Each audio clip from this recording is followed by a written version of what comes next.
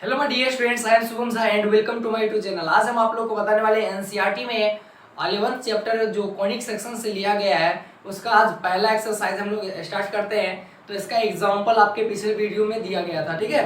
तो चलिए बिना टाइम को वेस्ट किए हुए आप लोग हम बनाते हैं। सबसे पहला क्वेश्चन क्या कहता है, ध्यान से सुनिएगा। कहता है वृत्त का समीकरण ज्ञात कीजिए। कहता है वृत्त का समीकरण ज्ञात करें। ये पहला क्वेश्चन है। कहता है वृत्त का समीकरण ज्ञात करें जिसके लिए मुझे दिया गया है क्या बाबू, तो केंद्र दिया गया है। केंद्र कितना है, तो केंद्र है मेरा 0 और 2 और त्रिज्या दिया गया है 2 यूनिट, है ना।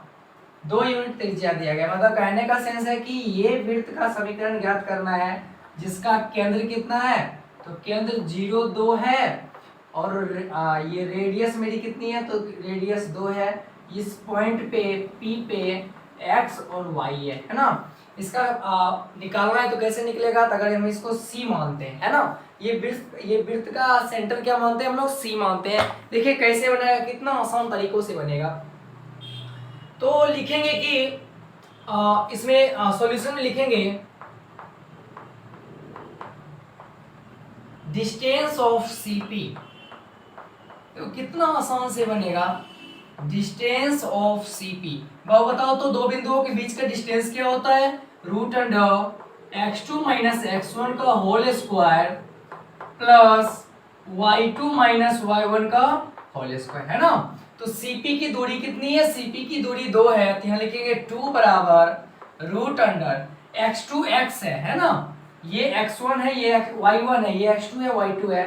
तो x2 कितनी है, तो x है और x1 कितना है, तो 0 है, तो माइनस 0 का whole square plus y2 y है, y1 2 है, तो लिखेंगे y1 2 का होल स्क्वायर। रूट इधर आएगा तो स्क्वायर में आ जाएगा, लिखेंगे 2 का स्क्वायर बराबर x माइनस 0 का whole square plus y minus 2 का होल स्क्वायर, है ना। समझ रहे हैं आप ये बात। अब 2 का स्क्वायर क्या होता है, तो 2 का स्क्वायर 4 होता है। x में से कुछ भी घटा 0 घटाएंगे मान हो जाएगा x का होल स्क्वायर x स्क्वायर। इसको क्या करते हैं, तोड़ देते हैं। तो बताओ a माइनस बी का होल स्क्वायर क्या होता है, a स्क्वायर, तो y स्क्वायर माइनस 2ab, तो दो दूनी क्या होता है 4y, तो लिखेंगे 4y अब प्लस क्या हो जाएगा 4 हो जाएगा, है ना। अब यहां से क्या करते हैं, देखिए 4 से 4 क्या हो जाएगा, कैंसिल हो जाएगा। आएगा मान x square plus y square minus 4y equal to 0, है ना। और यही आपका हो जाएगा general equation of a circle. यहाँ पे लिख सकते हैं जनरल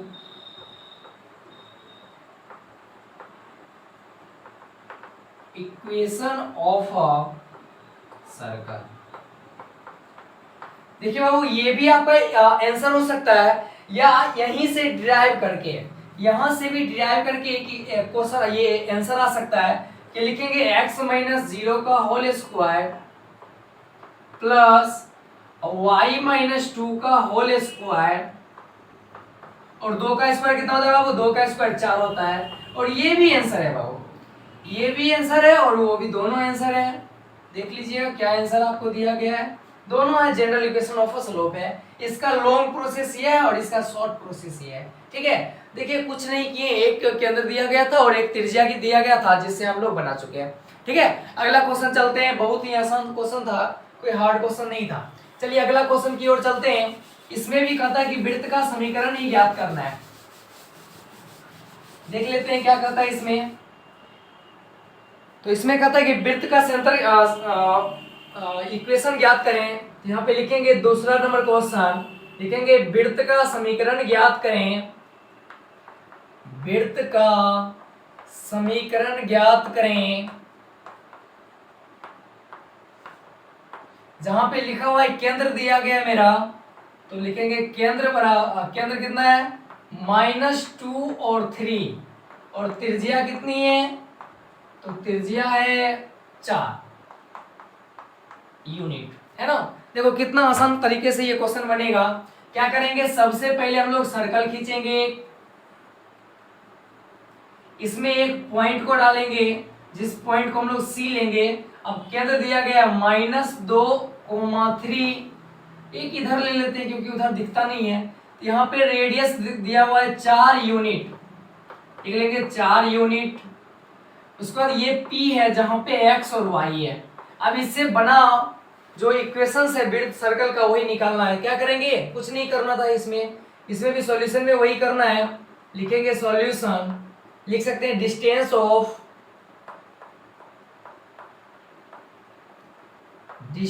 ऑफ CP।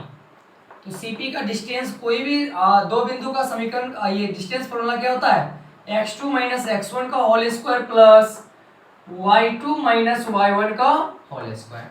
CP की दूरी कितनी है, CP की दूरी 4 है। यहाँ लिखेंगे 4 बराबर रूट अंडर x2, ये x2 है और ये x1 है, तो x माइनस लिखा हुआ है -2, x1 कितना है बाबू -2, इसका हो जाएगा होल स्क्वायर प्लस y2 कितना है, तो y2 y है और y1 3 है, इसका होल स्क्वायर हो जाएगा।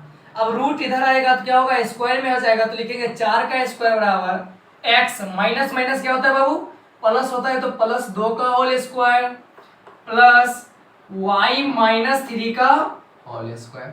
इसको विस्तार रूप से लिखना चाहेंगे तो लिख सकते हैं x + 2 का होल स्क्वायर प्लस y -3 का होल स्क्वायर, और 4 का स्क्वायर क्या होता है बाबू, तो 16 होता है। और ये भी आपका क्या हो गया, इक्वेशन हो गया। ये आपका शॉर्ट फॉर्म है, यहाँ भी लिख सकते हो कि general equation of a slope, general equation of slope नहीं, सर्कल। अब इसी का डिराइव करेंगे तो लिख सकते हैं a + b का स्क्वायर, a² + 2ab, तो 2 दूनी 4, 4x प्लस हो जाएगा 4 बराबर y², 3 दूनी 6 -6y प्लस 9 = 16। अब यहाँ से लिख सकते हैं x² plus y² plus 4x -6y, 9 4 कितना होता है 13, और 16 में से 13 जाएगा तो हो जाएगा 3। और ये भी आपका क्या है, तो ये भी आपका इक्वेशन है, ये भी आपका जनरल इक्वेशन ही है, सिर्फ उसका क्या है, लॉन्ग प्रोसेस है। इसको भी लिख सकते हो कि general equation of a circle. चलिए एक बार इसको नोट कर लीजिए, बहुत ही आसान तरीकों से आप लोग को बताए हैं कि केंद्र और त्रिज्या से कैसे त्रिभुज का समीकरण बनता है, वो आपको बताया। ठीक है, तीसरा क्वेश्चन भी इसी के आधार पे दिया गया है। चलिए इसको पहले हम लोग मिटा देते हैं। देखो तीसरा क्वेश्चन क्या कहता है,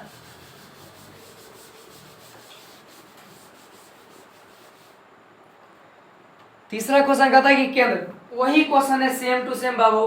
तो तीसरा नंबर क्वेश्चन लिखेंगे कि वृत्त का समीकरण ज्ञात करें, सब में वही लिखना है। लिखेंगे वृत्त का समीकरण ज्ञात करें, समीकरण ज्ञात करें, और जिसका केंद्र दिया गया है कितना बाबू, तो लिखेंगे केंद्र कितना है, तो केंद्र लिखेंगे 1/2, 1/4, और त्रिज्या कितनी है, लिखेंगे त्रिज्या बराबर 1/12 यूनिट लिख लेंगे। देखो कैसे बनेगा, फिर वही फिगर बनेगा यहाँ भी, है ना। तो यहाँ पे एक पॉइंट C होगा और केंद्र दिया गया 1/2, 1/4, और यहाँ से जो CP की दूरी है ये P है, जहाँ पे x है और y है। अब ये CP की जो दूरी है वो है 1/12। देखो कैसे बनेगा, तो लिखेंगे सॉल्यूशन, लिखेंगे distance of CP, distance of CP। अब बताओ तो दो बिंदुओं के बीच की दूरी क्या होती है, x2 - x1 का whole square plus y2 - y1 का होल स्क्वायर। CP की दूरी कितना है, तो 1/12 लिखेंगे, 1/12 बराबर रूट अंडर x2 x है, तो लिखेंगे x माइनस 1/2 का होल स्क्वायर प्लस y - 1/4 का होल स्क्वायर। ये रूट इधर आ जाएगा तो स्क्वायर हो जाएगा, तो लिखेंगे 1/12 का होल स्क्वायर बराबर x माइनस 1/2 का whole square plus y minus 1/4 का होल स्क्वायर। फिर से इसको एक बार डिराइव कर लेते हैं तो लिख सकते हैं x माइनस 1/2 का whole square plus y minus 1/4 का होल स्क्वायर बराबर 1/12 का स्क्वायर क्या होता है 144। तो ये भी आपका क्या हो गया, ये आपका इक्वेशन हो गया। कैसा इक्वेशन दिख रहा है मुझे, लिखेंगे general equation, general equation of a circle. चलिए यहां आप लोग यहां इतना नोट कीजिए तो आप लोग